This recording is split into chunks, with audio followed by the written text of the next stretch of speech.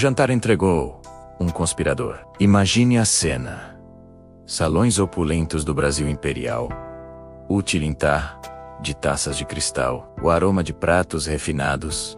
E o burburinho de conversas que poderiam mudar o destino de uma nação. Naquela época, os grandes acordos e as maiores conspirações não aconteciam apenas nos corredores sisudos do poder. Muitas vezes, eles nasciam ali mesmo, à mesa, entre um brinde e outro, disfarçados de socialização. Foi em um desses banquetes, aparentemente inofensivo e cheio de pompa, que uma traição crucial veio à tona, revelando um plano que deveria permanecer nas sombras. A história que vou contar hoje é sobre como uma simples noite de festa se transformou no palco de uma revelação que desmontou uma conspiração. Olá pessoal, sejam muito bem-vindos ao nosso canal. Se você, assim como eu, é fascinado pelas histórias secretas e pelos bastidores do nosso passado, já aproveita para deixar o seu like, se inscrever e ativar o sininho. Assim,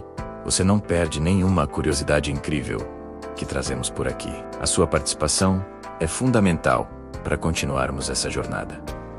Muito obrigado. Agora, vamos mergulhar nos detalhes desse jantar que entrou para a história. Naquele período do Brasil imperial, a sociedade da corte era um verdadeiro teatro. As aparências eram tudo, e cada gesto, cada palavra, cada olhar trocado em público, carregava um peso enorme. Os banquetes eram eventos estratégicos, muito mais do que simples refeições. Eram oportunidades para exibir poder, para forjar alianças e, claro, para observar os adversários. Na noite em questão, o anfitrião era uma figura de grande influência, e a lista de convidados reunia a elite política e social do império. Ministros, senadores, nobres e diplomatas circulavam pelo salão, engajados em conversas que iam do trivial ao extremamente sério. O clima era de aparente camaradagem, com risos e elogios sendo trocados livremente. Ninguém imaginava que, naquela mesma noite, as paredes teriam ouvidos mais atentos do que o normal,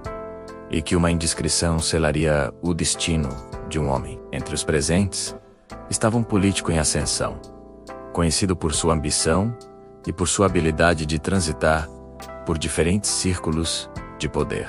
Ele fazia parte de um grupo secreto que planejava uma manobra política ousada, um movimento que visava desestabilizar o governo vigente, para benefício próprio. A conspiração era complexa e envolvia figuras importantes. O sigilo era, obviamente, a alma do negócio. A noite avançava, o vinho fluía generosamente, e as línguas começavam a se soltar. As conversas, antes contidas, tornavam-se mais animadas e, em alguns casos, menos prudentes. O nosso conspirador, sentindo-se seguro e talvez um pouco mais confiante do que deveria, por conta da bebida, começou a falar demais. Em uma roda de conversa, enquanto discutiam os rumos da política, de forma supostamente hipotética, ele deixou escapar detalhes que não deveria. Falou sobre uma reunião específica, mencionou nomes e deu a entender que tinha conhecimento de informações que apenas um círculo muito restrito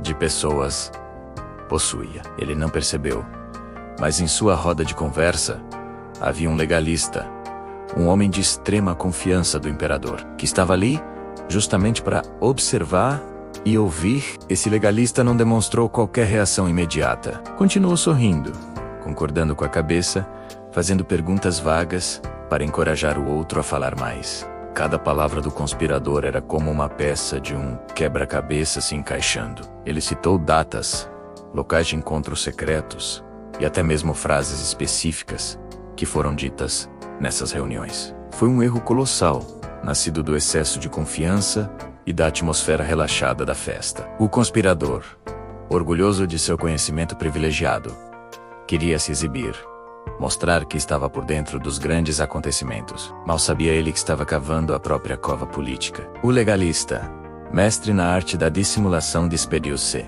cordialmente do grupo 1 e, com discrição, afastou-se. A festa para ele havia acabado.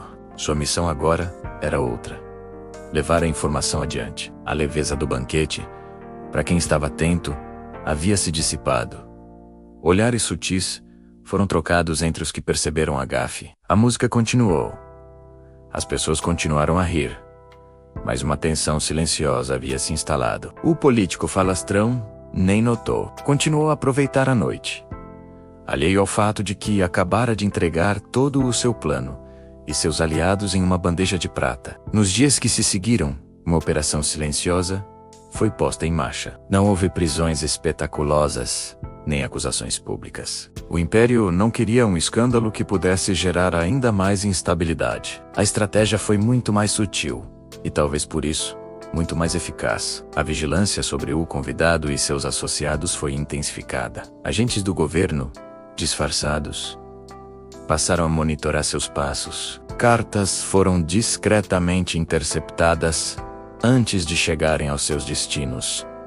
Suas correspondências lidas e copiadas. Encontros que deveriam ser secretos passaram a ser observados à distância. A teia da conspiração começou a ser desfeita, fio por fio, sem que os envolvidos percebessem imediatamente o que estava acontecendo. Os aliados do conspirador, um a um, começaram a se afastar. Alguns receberam conselhos amigáveis para reconsiderar suas posições. Outros foram promovidos a cargos distantes da capital, uma forma elegante de exílio político. As alianças, que pareciam tão sólidas, se desfizeram no ar. O próprio conspirador começou a sentir o isolamento. Convites para eventos importantes pararam de chegar. Seus pedidos de audiência com figuras influentes eram sistematicamente negados ou adiados indefinidamente. Ele se viu subitamente sozinho, sem entender completamente a origem de sua queda em desgraça.